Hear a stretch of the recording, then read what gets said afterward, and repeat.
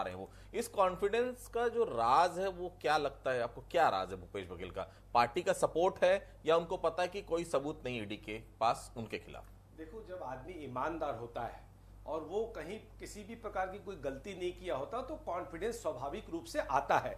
ये कृषक परिवार है और शुरू से संपन्न परिवार है जिनकी 150 चावला साहब मुख्यमंत्री थे, वो आईएएस रानू साहू, एक और आईएएस हैं, क्या नाम मैं समीर बिश्नोई साहब अंदर पड़े हुए हैं। बताइए, इतने सारे लोग हैं, सरकार आपकी थी भैया, मुखिया थे आप बोल रहे हैं कुछ पता नहीं। कि तो सब क्या हो रहा था? भजन गा के कोई सुना रहा था, सब भजन सुन रहे थे, हो क्या रहा था चावला साहब? नहीं, देखिए क्या हो रहा है कि कई बार इतना बड़ा कुनबा रहता है, इतनी बड़ी सरकार रहती है तो सरकार के पीठ के पीछे भी कुछ कुछ काम हो जाते हैं। कई बार नहीं चल पाता। कोई जरूरी नहीं कि मुखिया को पता चले। हमारे घर में भी कई बार एक बड़ा परिवार रहता है तो घर का हर बच्चा क्या कर रहा होता है पेरेंट्स को पता नहीं होता। तो ये तो इतना बड़ा लाखों लोगों का परिवार था। अगर कुछ लोग गलतियां किए होंगे तो जो गलतियां करेंगे उनको सजा मिल रही है, मिलनी भी चाहिए। लेकिन इनके कॉन्फिडेंस की बात जो है वो तभी है जब वो ईमानदार है। आज देखिए, पिछले 7 सालों से लगातार उनको फंसाने का प्रयास किया जा रहा है। 7 साल का मामला था, अदालत में जब गया तो खारिज हो गया। उसके बाद आप ये देखिए क्या पकड़ाया, कुछ भी तो नहीं पकड़ाया। संयुक्त परिवार है, 3-3 बेटियां हैं, बेटा है, बहू है, माता पिता की संपत्ति है, खुद की संपत्ति है,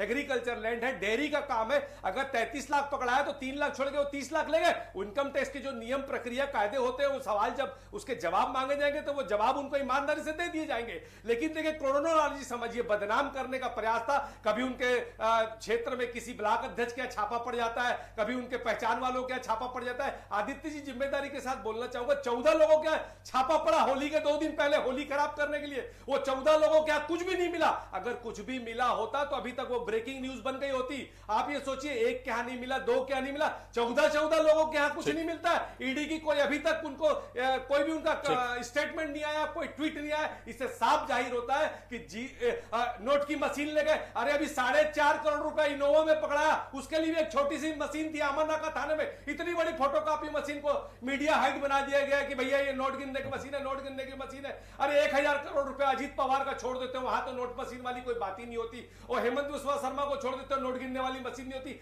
एक आंधी है, एक पिछड़ा वर्ग का नेता है, उसकी आंधी से घबराकर, उसकी लोकप्रियता से, उसकी मजबूती से, उसकी आक्रामकता से घबराकर एक किसान पुत्र को एक पिछड़े वर्ग चावला साहब आज बहुत तैयारी